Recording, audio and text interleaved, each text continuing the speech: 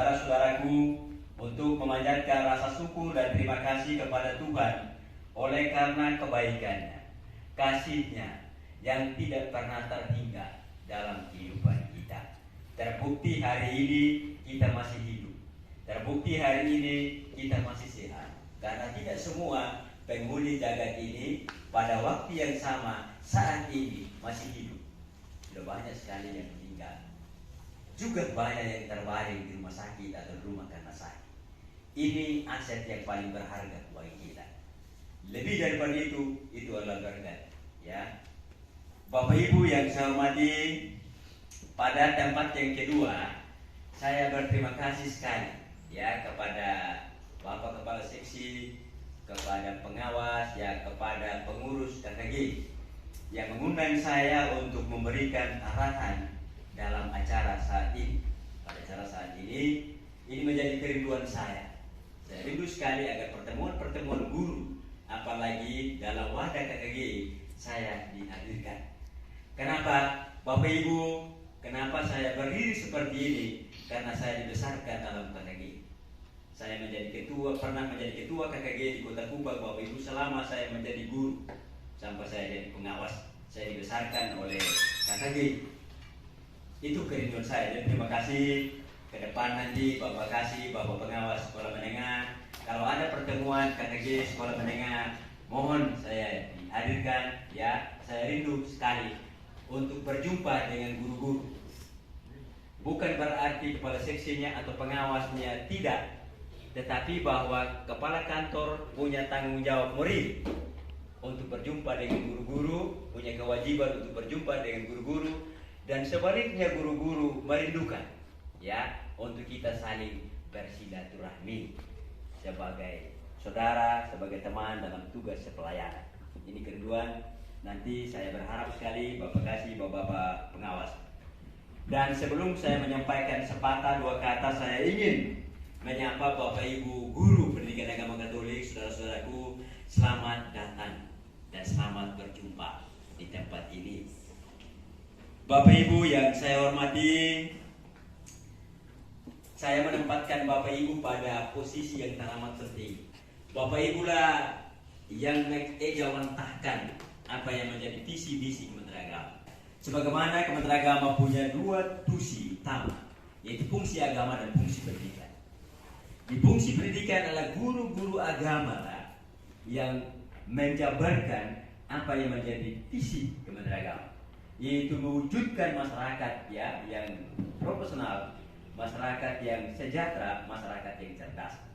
Pada posisi ini, bagaimana Bapak Ibu guru hadir sebagai orang-orang yang mencerdaskan anak bangsa ini. Lalu selain itu fungsi agama ada penyuluh agama.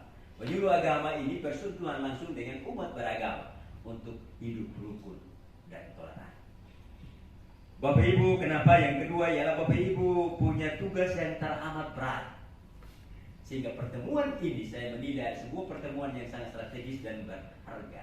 Kenapa? Karena Bapak Ibu ini punya tugas yang teramat berat, teramat mulia karena mencerdaskan anak bangsa. Lalu tidak sedikit tantangan, hambatan yang Bapak Ibu temukan ini adalah perkembangan ilmu pengetahuan dan teknologi. Era globalisasi yang tidak bisa ditawar-tawar lagi. Mau atau tidak mau, terima atau tidak. Mau atau tidak mau, tetap belajar. Terima atau tidak terima, tetap belajar. Semua wilayah akan dimasuki oleh semua orang dari berbagai latar belakang.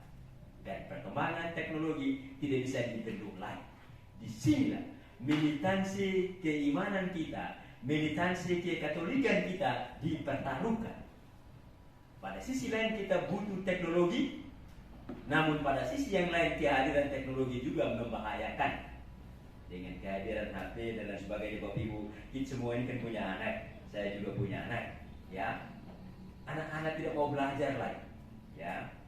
Nah, yang kedua, selain tadi perkembangan ilmu pengetahuan teknologi, era globalisasi yang tidak bisa dibendung, Bapak Ibu, yang kedua yang saya lihat dalam percakapan tidak resmi, tidak formal saya dengan teman-teman pengawas, kondisi faktual kita masyarakat Sumba yang menjadi ancaman untuk anak-anak kita yaitu praktek budaya, adat istiadat. Ada kedukaan, mayat itu 3 malam, anak-anak juga 3 malam di sana, Bapak Ibu. Orang tua tidak sadari itu adalah praktek yang berbahaya untuk anak-anak kita. Ini yang saya lihat. Saya tidak tahu, saya di Lawan Sumber Tengah, kemarin dalam pelatihan kepala siswa di Kristen saya mengatakan juga beliau mengurus pendidikan. Di Sumber Tengah itu Bapak Ibu, kalau ujian nanti ada yang meninggal Bapak Ibu, guru-guru pergi tarik anak-anak di tempat duka itu Bapak Ibu. Mereka sementara pukul itu terjadi Bapak Ibu. Mari dulu kamu ikut ujian. Lalu kita ikut sertakan anak-anak usia sekolah untuk kete. Rombongan nanti di sana 1 hari 2 hari, mereka juga tinggal di sini. Ini menjadi ancaman untuk generasi kita ke depan. Membuat generasi kita tidak mampu berkompetisi, tidak mampu bersaing lagi dengan dunia luar. Bapak Ibu ke depan, bahwa pekerjaan-pekerjaan Presiden kita sudah wacanakan bagaimana mengganti tenaga manusia dengan robot. Ada pekerjaan-pekerjaan yang dikerjakan oleh teknologi. Mampukah anak-anak kita? Ini pertanyaan kritis bagi kita. Waktu mereka selesai kuliah lalu ikut tes CPNS Bapak Ibu, P3K, harus menggunakan tes online teknologi. Lalu passing grade yang ditentukan harus sekian nilai yang dicapai. Mampukah anak kita bersaing? Jika satu saat anak kita tidak mampu bersaing, maka anak-anak kita akan menjadi penonton. Lalu kapan kita mempersiapkan mereka? Tidak bisa besok dan lusa. Hari ini kita persiapkan mereka. Maka kehadiran Bapak Ibu saat ini saya nilai sangat strategis sekali.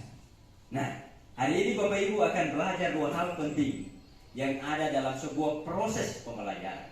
Tadi sudah dilaporkan soal sosialisasi kurikulum merdeka, ya, dan penyusunan penilaian, ya, alat tes, ya, alat penilaian, penyusunan alat penilaian atau soal pas penilaian akhir semester. 2 hal ini penting atau ada dalam proses pembelajaran selain guru, siswa, sarana prasarana.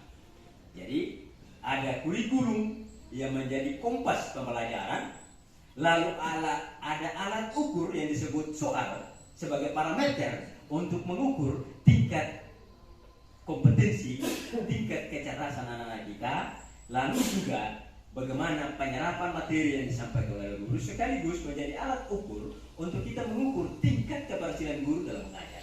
Harus ada alat, ya, itu yang disebut dengan soal ujian. Nah, ya, saya menggunakan istilah kurikulum darurat ya, sesuai surat yang ada pada saya. Saya melihat ini adalah sebuah strategi, sebuah kebijakan oleh pemerintah melalui Kementerian Pendidikan dan Kebudayaan untuk mengatasi persoalan karena kondisi COVID-19 ini. Ya, itu. Jadi anak-anak bagaimanapun dengan kondisi yang terjadi sekarang ini, mereka tetap belajar, ya. Mereka tidak belajar dengan bebas, fleksibel, tidak terikat oleh waktu, tidak terikat oleh indikator-indikator yang dipatok dalam kurikulum nasional. Nah, Bapak Ibu nanti akan dibimbing oleh narasumber kita bagaimana menyusun atau ya kurikulum yang sudah ada, kurikulum merdeka yang berdampak pada merdeka belajar. Ya, anak-anak tetap belajar, tetapi mereka lebih fleksibel, lebih tidak terlalu terikat oleh waktu, oleh indikator-indikator yang dipasang, ya, untuk mencapai. Nah, dengan kondisi yang terjadi saat ini, kita doakan Bapak Ibu agar kondisi ini semakin menurun, agar anak-anak kita, siswa kita belajar seperti biasa. Nah, kita syukuri sekarang ini ialah karena sudah bisa tatap muka. Ya, bayangkan Bapak Ibu, kalau kita daring terus, belajar online daring terus, saya melakukan berdasarkan hasil monitoring pengawas, saya juga turun ambil sampel beberapa sekolah itu. Kesulitan guru-guru kita ialah ketika memberikan soal anak-anak di rumah tidak dikerjakan oleh anak-anak. Saya kira Bapak Ibu alami itu. Belum jarak yang jauh, medan yang sulit Bapak Ibu, karena tugas Bapak Ibu terobos, tetapi tidak ada outcome, tidak ada hasil yang dicapai. Kalaupun mereka kerja, orang lain yang kerja, kakaknya, orang tuanya. Bagaimana kita bisa menyaksikan seorang ini soal? Ini ancaman untuk dunia pendidikan di zaman sekarang ini di wilayah kita, Bapak Ibu. Agar kita harus mendesain sebuah sistem pembelajaran yang bisa menjawab kebutuhan anak didik kita. Jadi nanti Bapak Ibu dalam kondisi COVID-19 yang masih ada sekarang ini, bagaimana mendiagnosa kondisi anak-anak kita, persoalan yang dihadapi oleh anak kita, lalu mencari solusi, inovasi pembelajaran agar anak-anak kita tetap belajar. Ini dengan berpedoman pada kurikulum yang ada. Yang kedua, Bapak Ibu, soal penyusunan penilaian ya, semester penyusunan soal. Nah, ini yang saya bilang tadi, untuk mengukur kecerdasan siswa, maka perlu sebuah instrumen atau alat penilaian, yaitu soal ujian yang disusun secara baik dengan kisi-kisi soal untuk menjamin mutu dan keterwakilan kategori soal. Ada soal yang mudah, ada yang sedang, ada yang sulit, kan begitu tadi. Dengan kisi-kisi, Bapak Ibu sebagai seorang guru harus bisa menyusun kisi-kisi ya sebagai tabel untuk penjabaran soal dan materi, dan muncul keterwakilan yang saya maksudkan tadi. Hanya dengan itulah maka Bapak Ibu dapat mendeteksi kemampuan atau pengetahuan siswa kita. Jadi di sana juga soal nanti harus ada yang bersifat pengetahuan, pemahaman, dan aplikasi. Itu menjadi makanan Ibu. Saya tidak berbicara banyak tentang hal ini. Tetapi saya mau tantang Bapak Ibu pada sisi yang lain. Dengan kondisi faktual yang saya sampaikan saat ini, dengan perkembangan era globalisasi, yang saya mau sedikit Bapak Ibu, yang saya tantang sedikit Bapak Ibu, tidak bisa lagi anak-anak kita hanya mengharapkan pengetahuan, hanya mengharapkan pemahaman. Sudah waktunya agar anak-anak kita digiring untuk pada sebuah proses analisis dan sintesa. Sudah. Bagaimana anak-anak kita mampu untuk membedah persoalan ini, lalu bagaimana anak-anak keluar dari persoalan. Tidak bisa lagi pokoknya anak-anak kita hafal doa Bapa Kami, cukup sudah itu. Tidak lagi mungkin ya. Sekalipun Bapak Ibu mengajar pada SD ya SMP, pasti Bapak Ibu belum bisa Bapak. Kita paksa anak-anak kita ini belum bisa untuk pada tingkat analisa ya, sintesa ya, evaluasi belum bisa. Tetapi coba kita pelan-pelan aja, ya. Nah, kalau kita bandingkan anak-anak di Jawa Bapak Ibu pada usia TK, PAUD, SD, mereka sudah mahir sekali menggunakan komputer, laptop ini. Anak-anak kita punya laptop saja tidak. Jangankan anak-anak, guru-guru saja punya laptop saja tidak. Ini menjadi potret buram wajah pendidikan di daerah kita, Bapak Ibu, di kabupaten. Sudah waktunya. Laptop ini Bapak kebutuhan sama dengan HP. Ini bisa lagi Bapak Ibu. Anak-anak kita harus bekali itu. Ya, bagaimana nanti dia kuliah Bapak Ibu. Semua orang pakai laptop. Lalu dia gagap teknologi. Kenapa? Ya kami belum diajar. Orang tua saya Bapak masih sibuk dengan adat. Ada karbahoma, tetapi dia pakai untuk kedek. Laptop 5 juta, 6 juta tidak bisa Bapak Ibu. Ini cara pandang yang perlu kita rubah. Siapa yang merubah mereka? Allah Bapak Ibu, guru yang memberi pencerahan, yang memberi edukasi kepada masyarakat dalam wadah KKG. Bisakah Bapak Ibu dalam wadah KKG kita pakai ini untuk melakukan semacam penelitian kecil ya terkait dengan pengaruh yang saya bilang tadi, praktek adat, lalu juga tadi ketidakpunyaan ya, anak-anak kita tidak memiliki laptop. Lalu kita memberi ya telaah kepada pemerintah atau kepada orang tua melalui komite untuk ini dipikirkan, karena berbahaya sekali. Kita tidak bisa lagi pokoknya saya mengajar dan saya dapat gaji, tidak. Kita harus menyelamatkan umat kita. Mereka sebagai gereja masa depan. Ya, anak-anak kita ini, anak-anak Katolik ini, anak-anak Kristen ini, mereka adalah gereja masa depan. Pewaris. Tidak bisa kita biarkan. Mereka akan menjadi penonton suatu saat dan orang luar masuk. Ini yang membuat saya sangat prihatin sekali Bapak Ibu tentang kondisi kita. mutu pendidikan kita dan mutu anak-anak kita. Ini, jadi Bapak Ibu nanti orang sebut itu dengan model soal seperti itu, ya kita selalu dengar dengan istilah soal HOTS. Ya, Bapak Ibu tahu ini HOTS ya, Higher Order Thinking Skills. Ya, soal yang dalam mengajarkan memerlukan kemampuan analisa yang tinggi. Bagaimana menganalisa kondisi ini, mengevaluasi kondisi yang terjadi saat ini seperti apa. Ini nanti Bapak Ibu bahwa Tuhan telah menganugerahkan kita akal, ya.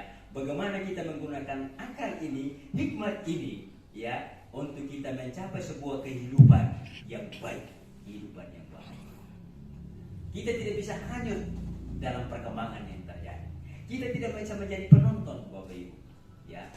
Tidak cukup, ya, kita rohaninya bagus, tidak cukup, tetapi juga kita harus pintar nanti ke depan. Jadi bagaimana Bapak Ibu selaku guru membekali anak-anak kita ini, Bapak Ibu, ya, agar anak-anak kita bisa melakukan analisa, ya, dalam kehidupannya, membebaskan masyarakat kita dari belenggu apa ya? Kebodohan, kemiskinan. Kalau sudah bodoh Bapak Ibu, kalau pendidikan kita bagus, tidak bagus, pasti dampaknya nanti pada kemiskinan, stunting, keterbelakangan. Kita kan tidak mau anak-anak kita harus terlepas dari belenggu. Siapa yang melepaskan? Bapak Ibu yang melepaskan dari belenggu kebodohan. Ini tantangan kita, ini persoalan kita, Bapak Ibu. Nah, hal yang ketiga dan yang terakhir, Bapak Ibu, yang saya sampaikan dengan moderasi beragama.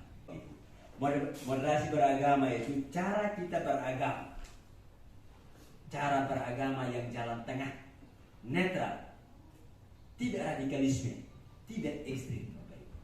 Kita sungguh-sungguh menjalankan ajaran agama kita secara baik, adil dan berimbang. Adil itu berarti menempatkan segala sesuatu pada tempatnya dan melaksanakan secara baik.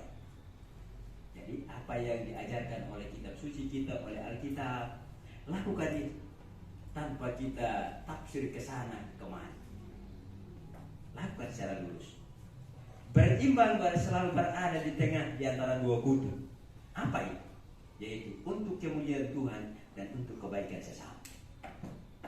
Kita tidak bisa mengatakan saya mengasihi Tuhan tanpa mengasihi sesama, tanpa mengasihi saudara, siapapun dia dan apapun agama.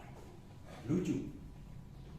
Kita bilang saya orang Kristen, saya rajin ke gereja, saya mengasihi Tuhan Allah saya dengan segenap hati saya, jiwa, akal budi saya. Sementara kita bermusuhan dengan sesama kita, tidak Pak. Sementara kita merancang cara-cara tindakan-tindakan untuk mencelakakan saudara kita, sesama kita, juga tidak benar. Jadi apapun yang kita buat, apapun yang kita lakukan dalam hidup ini hanya untuk kebaikan sesama, bermoderasi beragama, bukan agamanya digunakan, tapi cara kita beragama, ya, menjaga persatuan dan kesatuan. Berbeda pikiran, ya, tetapi perbedaan itu jangan mendatangkan perpecahan. Ada cara yang terbaik, yaitu membangun komunikasi dan koordinasi, berinteraksi dengan baik. Ini cara yang bisa Sumba Barat ini menjadi rumah kita bersama. Dari mana? Mau dari Flores, ya, mau dari Jawa, mau dari Bima, dari mana saja kita hidup berdampingan dalam suasana damai dan rukun. Indah itu Bapak Ibu, ketika kita hidup dalam nuansa permusuhan satu dengan yang lain. Bapak Ibu adalah orang-orang yang tepat untuk mengajarkan ini, untuk menyampaikan ini.